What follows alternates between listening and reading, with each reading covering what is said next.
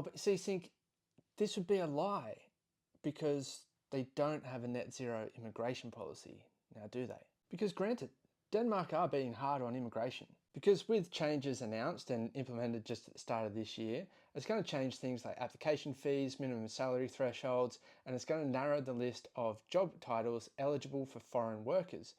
But what is a foreign worker for Denmark? Well, that counts mostly for people who are non-EU nationals, because EU and Nordic citizens are not subject to these permit requirements under existing freedom of movement rules. And what are those rules? Well, under those rules, all EU citizens and their family members have a right to move and reside freely within the EU.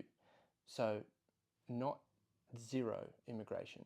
And again, I'm not denying that Denmark is being tough on immigration. They're changing social benefit schemes for migrants, and there's a new scheme for labour migration for 16 countries that aren't within the EU, including us in Australia. So again, not net zero, they're still open for skilled labour, students, business, and, well, members of the EU.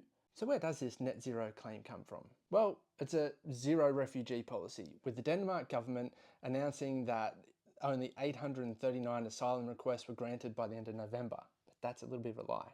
Because as you can read here, they still granted 10,000 permits to Ukrainians and omitted them from their official asylum figures.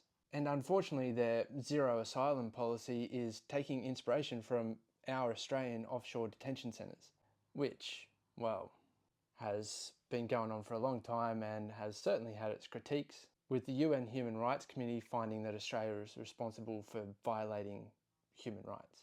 And there's still more than 130 people kept offshore. Now sure, I'll even grant you that you could argue that Australian immigration numbers should be lower, or there's schemes that we should look at to tighten. But in the very video that you made this comment on, I proved to you through the most recent statistics that the numbers have been going down over the last 3 years. I wonder what government was in power then.